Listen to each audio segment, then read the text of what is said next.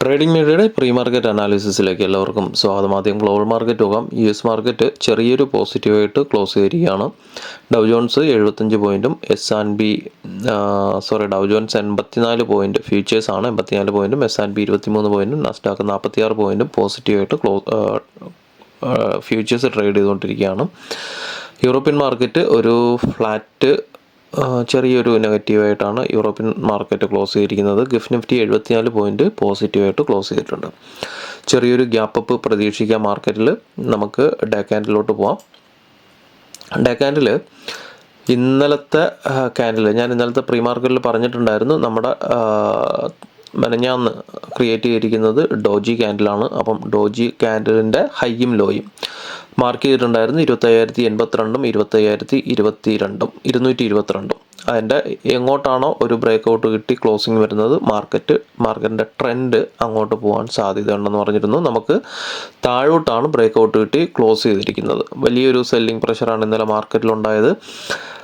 മാർക്കറ്റിൽ ഇന്നലത്തെ ഒരു സെല്ലിംഗ് പ്രഷർ എന്ന് പറയുന്നത് ഏകദേശം മെനഞ്ഞാന്ന് രാത്രി തന്നെ ഇറാനും ഇവരും തമ്മിലുള്ള നമ്മുടെ ഇസ്രയേലും തമ്മിലുള്ള പ്രശ്നം രൂക്ഷമായി തുടങ്ങിയതായിട്ട് ചെറിയ സൂചനകളൊക്കെ, കാരണം പലയിടത്തു നിന്നും USA അവരുടെ പൗരന്മാരോട് മടങ്ങിപ്പോകുന്നതിനുള്ള ന്യൂസുകൾ കൊടുത്തു തുടങ്ങിയപ്പോഴേ ഒരു നെഗറ്റീവ് സെൻറ്റിമെൻറ്റ്സ് മാർക്കറ്റിൽ ഇന്നലെ മാർക്കറ്റ് ഓപ്പൺ ചെയ്യുന്നതിന് മുന്നേ ഇതിൻ്റെ ഒരു സെൻറ്റിമെൻറ്റ്സ് വന്നു തുടങ്ങിയിട്ടുണ്ടായിരുന്നു. ഇത് മാർക്കറ്റ് ഇന്നലെ ഒന്ന് സപ്പോർട്ട് എടുത്ത് നിൽക്കുന്നത് ഏകദേശം 24,910 നമ്മൾ ഇന്നലെ വരച്ചിട്ടുള്ള ആ ഒരു റേഞ്ചിലാണ്. ഡേ ക്യാൻഡലിൻ്റെ ഒരു ക്ലോസിങ് വന്നിരിക്കുന്ന ആ ഒരു റേഞ്ചിനുള്ളിലാണ്. പക്ഷേ ലോവർ ടൈം ഫ്രെയിമിലോട്ട് പോകുകയാണെന്നുണ്ടെങ്കിൽ മാർക്കറ്റ് അതിന് താഴോട്ട് ഒരു പുൾ ബാക്ക് കൊടുത്തിട്ടുണ്ടായിരുന്നു. ഇന്നലെ ഞാൻ പ്രീ മാർക്കറ്റിൽ പറഞ്ഞിട്ടുണ്ടായിരുന്നത് 24,900 മാർക്കറ്റ് എത്തുകയാണെന്നുണ്ടെങ്കിൽ ലോവർ ടൈം ഫ്രെയിമിൽ അവിടെ നിന്ന് ഒരു സപ്പോർട്ട് എടുത്ത് തിരിച്ച് കയറാൻ സാധ്യതയുണ്ടെന്നാണ്. പക്ഷേ അവിടെ നിന്ന് ബ്രേക്ക് ഔട്ട് കിട്ടി താഴോട്ടാണ് പോയത്. പിന്നെ മറ്റൊരു വ്യൂ ഞാൻ ഇന്നലെ പറഞ്ഞിരുന്നത് രണ്ട് സൈഡിലോട്ടുള്ള മൂവ്മെൻറ്റ്സ്. ഫസ്റ്റ് മുകളിലോട്ട് കയറി പോയിട്ട് താഴോട്ട് വരുമെന്നാണ് പറഞ്ഞത്. അതും തെറ്റിയിട്ടുണ്ടായിരുന്നു. മുകളിലോട്ട് വലിയ മൂവ്മെൻറ്റ് ഉണ്ടായിരുന്നില്ല. എങ്കിലും നമ്മുടെ ഇൻട്രാഡേ ചാർട്ടിൽ പറഞ്ഞിട്ടുണ്ടായിരുന്ന ലെവൽസ്, ഈ ഒരു ലെവലിന് മുകളിലോട്ട് പോയാൽ മാത്രം 25,198, 25,219 മുകളിലോട്ട് പോയാൽ മാത്രമാണ് മുകളിലോട്ടുള്ള എൻട്രി പറഞ്ഞിരുന്നത് ഇല്ലേ. 25,278ഉം 25,296, പിന്നെ 25,346, 25,365. ഇതിന് മുകളിലോട്ട് പോയാലാണ് 25,193 മുകളിലോട്ട് ബ്രേക്ക് ഔട്ട് കിട്ടിക്കഴിഞ്ഞാലാണ് ഈ രണ്ട് ടാർഗറ്റും പറഞ്ഞിട്ടുള്ളത്. അതുപോലെ തന്നെ താഴോട്ട് ഈ ലെവല് ബ്രേക്ക് ഔട്ട് കിട്ടുകയാണെന്നുണ്ടെങ്കിൽ താഴോട്ട് എൻട്രി നോക്കാമെന്ന് പറഞ്ഞിരുന്നു കൃത്യമായിട്ട്. ഇവിടുത്തെ ഈ ഒരു ക്യാൻഡിൽ നോക്കുകയാണെന്നുണ്ടെങ്കിൽ ഇവിടെ നിന്ന് ഒരു ബ്രേക്ക് ഔട്ട് തന്നു, പിന്നെ ഒരു പുൾ ബാക്ക് കൊടുത്തു, പിന്നെ വീണ്ടും താഴോട്ട് ടാർഗറ്റ് വന്നു, മുകളിൽ പോയി വീണ്ടും താഴോട്ട് മാർക്കറ്റ് ഫോളായി. 24,917, 24,936 ടാർഗറ്റ് പറഞ്ഞിരുന്നത് ഈ ഒരു റേഞ്ച് ബ്രേക്ക് ഔട്ട് കിട്ടിക്കഴിഞ്ഞാൽ. പക്ഷേ മാർക്കറ്റ് അതിൻ്റെ താഴെ പോയി. പക്ഷേ മുകളിലോട്ട് മാർക്കറ്റ് ഓപ്പൺ ചെയ്യും. ഇന്നലെ ഒരു ഗ്യാപ്പ് ഡൗൺ പ്രതീക്ഷിച്ചെടുത്ത് മാർക്കറ്റ് ഒരു ഗ്യാപ്പ് അപ്പ് പോയിട്ടാണ് ഒരു നല്ലൊരു പുൾ ബാക്ക് ആദ്യത്തെ 5 മിനിറ്റിൽ തന്നെ റിക്കവർ ചെയ്ത് മുകളിലോട്ട് കയറി. പക്ഷേ മുകളിലോട്ടുള്ളൊരു മൂവ്മെൻറ്റ് ഇല്ലായിരുന്നു. ഇന്ന് ഇതൊരു 15 മിനിറ്റ്സിലോട്ട് പോകാം. ഓക്കെ ഇന്നലെ ഈ ഒരു ലെവലിൽ പറഞ്ഞത് 15 മിനിറ്റ്സിൻ്റെ ക്യാൻഡിൽ ഈ ഒരു റേഞ്ച് ബ്രേക്ക് ഔട്ട് കിട്ടിയിട്ട് പിന്നെ റീടെസ്റ്റിന് വരുന്ന സമയത്ത് എൻട്രി എടുക്കാനാണ് ഇന്നലെ കൃത്യമായിട്ട് പറഞ്ഞിട്ടുണ്ടായിരുന്നത്. ഈ ഒരു ക്യാൻഡിൽ എന്ന് പറയുന്നത് 15 മിനിറ്റ്സിൻ്റെയാണ്. ഇവിടെ ബ്രേക്ക് ഔട്ട് വന്ന് താഴോട്ട് പിന്നെ ഒരു പുൾ ബാക്ക് കൊടുത്തു, വീണ്ടും ഒരു പുൾ ബാക്ക് കൊടുത്തു. പക്ഷെ അവിടെ രണ്ടും റെസിസ്റ്റൻസ് ആയിരുന്നു. ആദ്യത്തെ ഒരു എൻഗൾഫിംഗ് ആയിരുന്നു, രണ്ടാമത്തത് സ്ട്രോങ് ഒരു റിജക്ഷൻ വന്നു. മാർക്കറ്റ് നേരെ ഇതായിരുന്നു നമ്മൾ ടാർഗറ്റ് പറഞ്ഞിട്ടുണ്ടായിരുന്നത് 24,910. പക്ഷെ മാർക്കറ്റ് അവിടെ നിന്നില്ല. മാർക്കറ്റ് അവിടെ നിന്ന് തിരിച്ച് കയറാൻ ശ്രമിച്ചെങ്കിലും അവിടെ നിന്ന് വീണ്ടും ഒരു സെല്ലിംഗ് പ്രഷർ വന്നു. ഇന്ന് മാർക്കറ്റ് ഈ ഒരു റേഞ്ച് ബ്രേക്ക് ഔട്ട് കിട്ടി മുകളിലോട്ട് പോകണം. ഒരു 15 മിനിറ്റ്സിലെങ്കിലും മാർക്കറ്റ് ഒരു സ്ട്രോങ് ബ്രേക്ക് ഔട്ട് കിട്ടിക്കഴിഞ്ഞാൽ പിന്നെ ഒരു റീടെസ്റ്റിന് വന്ന് ഇവിടെ നിന്ന് റിവേഴ്സ് സിഗ്നൽ കിട്ടുകയാണെന്നുണ്ടെങ്കിൽ നിഫ്റ്റി തിരിച്ച് കയറിപ്പോകാൻ സാധ്യതയുണ്ട് ഇവിടെ നിന്ന്. അതല്ല മാർക്കറ്റ് ഇവിടെ മുകളിലോട്ട് ബ്രേക്ക് ഔട്ട് കിട്ടിയില്ല എന്നുണ്ടെങ്കിൽ, ഓൾറെഡി ഇവിടെ ഒരു പ്രാവശ്യം നമുക്ക് റിജക്ഷൻ വന്നിട്ടുണ്ട്, ഇവിടെ നിന്ന് വീണ്ടും തിരിച്ച് താഴോട്ട് വരികയാണെന്നുണ്ടെങ്കിൽ ഇതിന് താഴോട്ട് ഇന്നലത്തെ ലോയ്ക്ക് താഴോട്ട് ഒരു ബ്രേക്ക് ഔട്ട് കിട്ടുന്ന സമയത്ത്, അതായത് ഈ ഒരു ഏരിയ എന്ന് പറയുന്നത് ട്രേഡ് ചെയ്യാൻ പാടില്ലാത്തൊരു ഏരിയ ആണ്. മുകളിലോട്ട് 15 മിനിറ്റ്സ് ക്യാൻഡിൽ, ഒരു ഗ്രീൻ ക്യാൻഡിൽ, 15 മിനിറ്റ്സിൻ്റെ ഗ്രീൻ ക്യാൻഡിൽ മുകളിലോട്ട് ഒരു ക്ലോസിങ് കിട്ടുകയാണെന്നുണ്ടെങ്കിൽ മുകളിലോട്ട് എൻട്രി നോക്കാം. വീണ്ടും 25,082, 25,060 മാർക്കറ്റ് കയറി വരാൻ സാധ്യതയുണ്ട്. അല്ല, താഴോട്ട് ഒരു 15 മിനിറ്റ്സിൻ്റെ ക്യാൻഡിൽ, റെഡ് ക്യാൻഡിൽ താഴോട്ടൊരു ബ്രേക്ക് ഔട്ടിൽ ക്ലോസ് ആവുകയാണെന്നുണ്ടെങ്കിൽ, ഇന്നലത്തെ ലോയെ ബ്രേക്ക് ചെയ്തുകൊണ്ട് 15 മിനിറ്റ്സിൻ്റെ ക്യാൻഡിൽ താഴോട്ടാണൊരു ബ്രേക്ക് ഔട്ട് കിട്ടുന്നതെങ്കിൽ മാർക്കറ്റ് ഒരു ബെയറിഷ് സെൻറ്റിമെൻറ്റിലോട്ട് കണ്ടിന്യൂ ചെയ്യും. താഴോട്ട് പോവുകയാണെന്നുണ്ടെങ്കിൽ ഹയർ ടൈം ഫ്രെയിമിലുള്ള ടാർഗറ്റ് എന്ന് പറയുന്നത് ഏകദേശം 24,635 ഏരിയ ആണ്. ഈ ഒരു ഏരിയയിലോട്ട് മാർക്കറ്റ് വരാൻ സാധ്യതയുണ്ട്. അതായത് ഇന്നലത്തെ ലോ.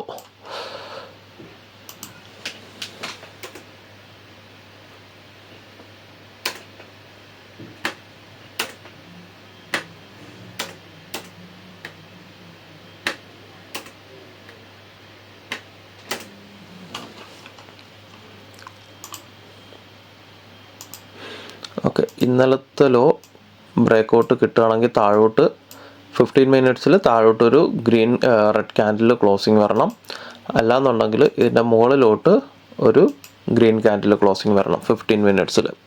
അപ്പം ഈ ഒരു ഏരിയ 24,830, 24,910 ഈ ഒരു റേഞ്ച് ശ്രദ്ധിക്കുക. ഇതിനിടയ്ക്ക് ചിലപ്പോൾ മാർക്കറ്റ് കൺസോൾട്ടേഷന് സാധ്യതയുണ്ട്. ഈ ഒരു ഏരിയയിൽ ചിലപ്പം മാർക്കറ്റ് കൺസോൾട്ടേഷന് സാധ്യതയുണ്ട്. അപ്പം കൃത്യമായിട്ട് നോക്കുക.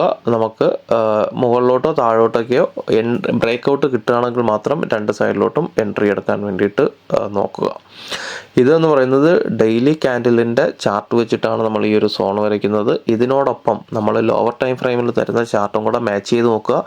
ഇതിൽ വരുന്നതെന്ന് പറയുന്നത് സ്ട്രോങ് സപ്പോർട്ടും റെസിസ്റ്റൻസും ഏരിയകളാണ്. ഞാൻ ഈ ഹയർ ടൈം ഫ്രെയിമിൽ ഇത് പ്രൈസ് ആക്ഷൻ അല്ല, ഇത് കൃത്യമായിട്ട് പ്രീവിയസ് ചാർട്ട് നോക്കിയിട്ടുള്ള അതിൻ്റെ സ്ട്രോങ് റെസിസ്റ്റൻസും സ്ട്രോങ് സപ്പോർട്ടും നോക്കി വരയ്ക്കുന്നതാണ്. ഇത് വെച്ചിട്ട് ട്രേഡ് എടുക്കാൻ നിൽക്കരുത്. ഈ ഒരു ചാർട്ട് വെച്ചിട്ട് ട്രേഡ് എടുക്കാൻ നിൽക്കരുത്. ഈ ഒരു ചാർട്ട് വെച്ചിട്ട് ബ്രേക്ക് ഔട്ടുകൾ മാത്രം നോക്കുക. ട്രേഡ് എടുക്കാൻ ഉപയോഗിക്കേണ്ടതെന്ന് പറയുന്നത് നമ്മൾ ലോവർ ടൈം ഫ്രെയിമിൽ ഇൻട്രാഡേ ബേസിൽ വരയ്ക്കുന്ന ചാർട്ട് നോക്കിയിട്ടാണ് എൻട്രി എടുക്കേണ്ടത്.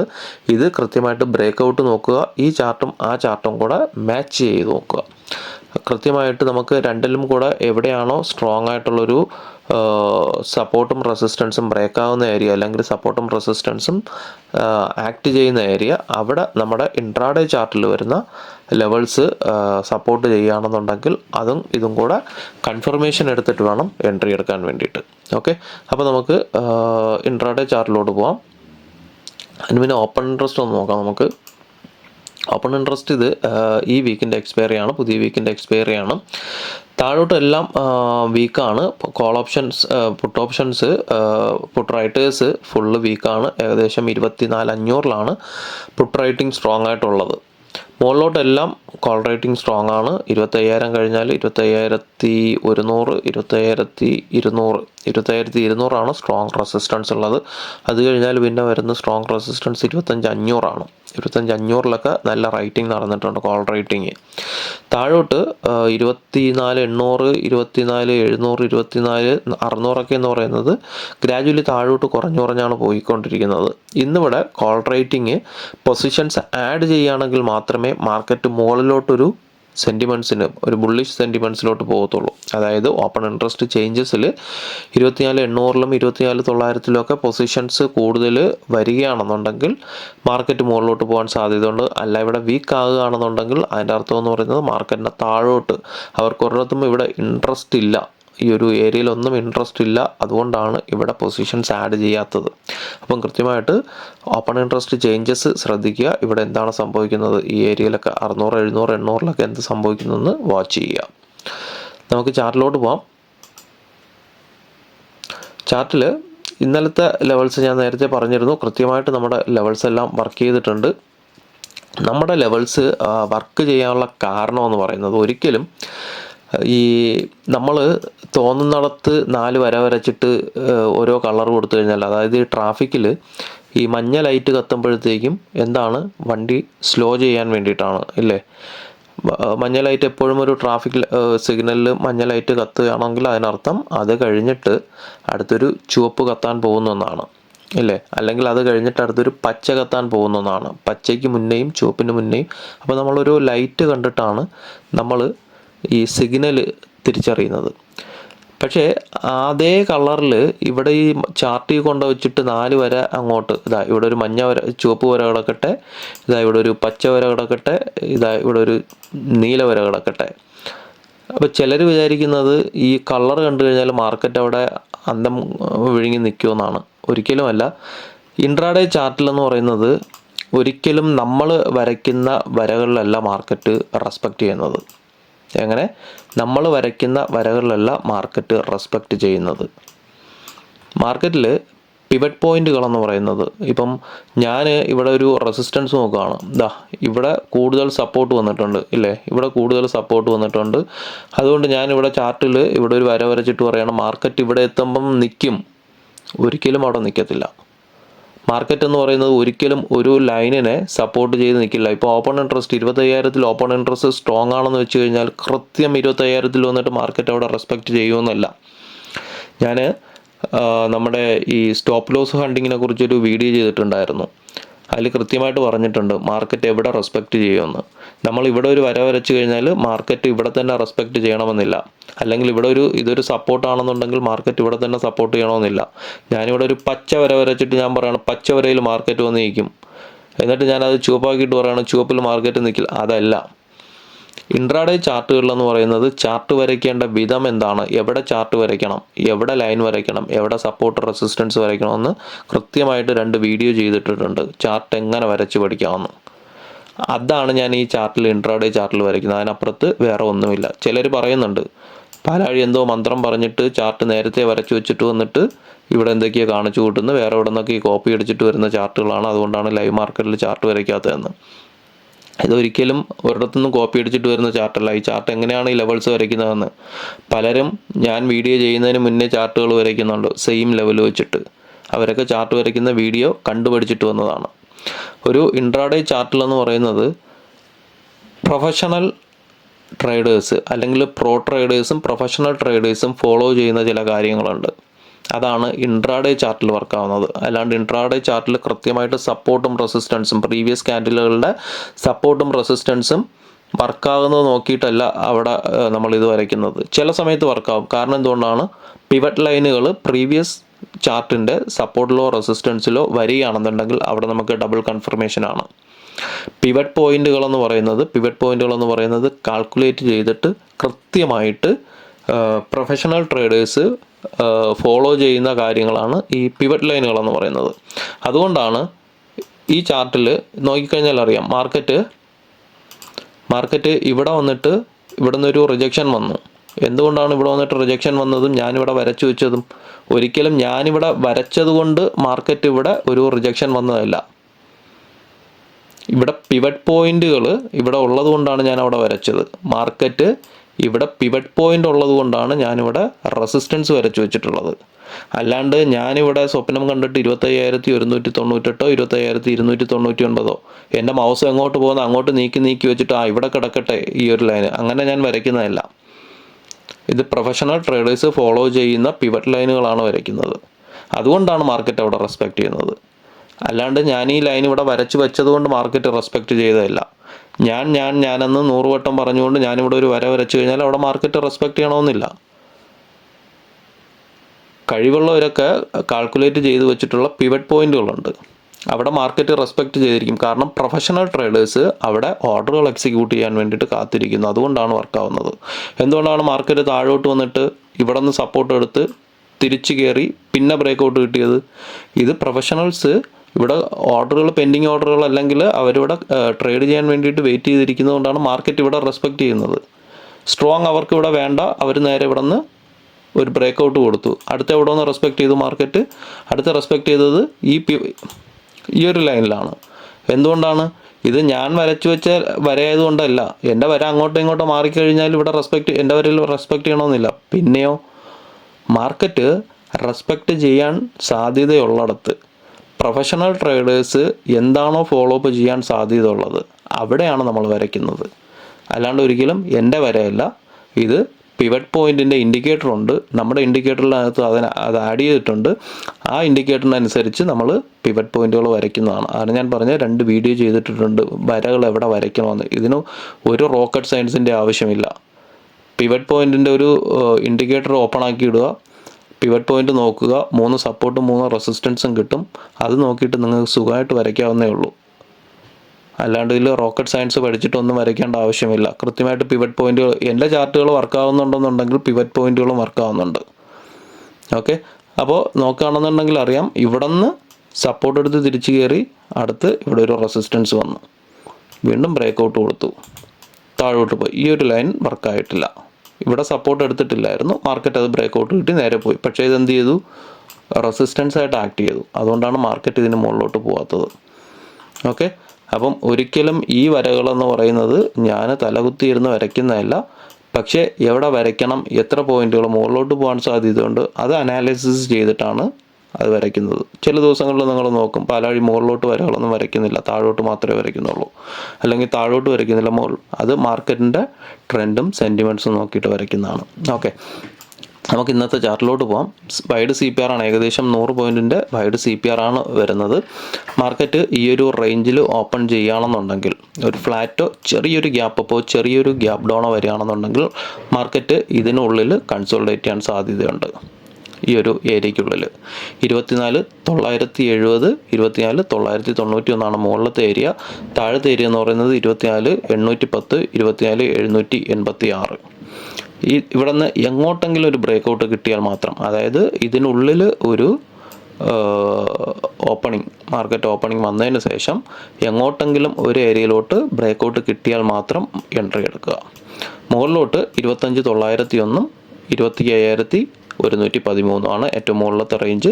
താഴത്തെ റേഞ്ച് എന്ന് പറയുന്നത് 24,694, 24,672 ആണ്.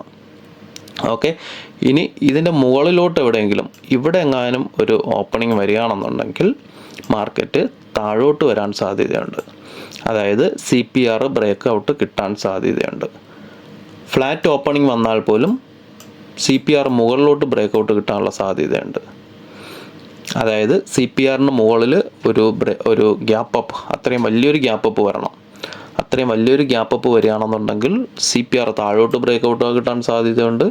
അല്ല, ഒരു ഫ്ലാറ്റ് ഓപ്പണിംഗ് ആണ് വരുന്നതെങ്കിൽ ഒരു 90% സാധ്യത മുകളിലോട്ട് CPR ബ്രേക്ക് ഔട്ട് കിട്ടാൻ സാധ്യതയുണ്ട്. എങ്കിലും 24,970, 24,991 ശ്രദ്ധിക്കുക. ഇത് ബ്രേക്ക് ഔട്ട് കിട്ടുകയാണെന്നുണ്ടെങ്കിൽ 25,091, 25,013 പോകും. ഇത് ബ്രേക്ക് ഔട്ട് കിട്ടുകയാണെന്നുണ്ടെങ്കിൽ മാർക്കറ്റ് ബുള്ളിഷ് സെൻറ്റിമെൻറ്റ്സിലോട്ട് തിരിച്ചു പോകും. അതായത് 25,901, 25,100, 25,100 റേഞ്ച്. അത് മുകളിലോട്ട് ബ്രേക്ക് ഔട്ട് കിട്ടുകയാണെന്നുണ്ടെങ്കിൽ മാർക്കറ്റ് റിവേഴ്സ് ഒരു ബുള്ളിഷ് ഇപ്പോൾ നിൽക്കുന്ന ആ ഒരു ട്രെൻഡ് റിവേഴ്സ് ആകും. അതായത് ഇന്നലത്തെ ആ ഒരു വലിയ റെഡ് ക്യാൻഡിൽ വന്ന ആ ഒരു നെഗറ്റീവ് തിരിച്ച് ഒരു പോസിറ്റീവ് ആകാൻ സാധ്യതയുണ്ട്. 24,694, 24,672 ഒരു സ്ട്രോങ് സപ്പോർട്ടായിരിക്കും. ഇത് ബ്രേക്ക് ഔട്ട് കിട്ടുകയാണെന്നുണ്ടെങ്കിൽ മാർക്കറ്റ് നേരത്തെ ഡേ ക്യാൻഡിൽ കാണിച്ച റേഞ്ച്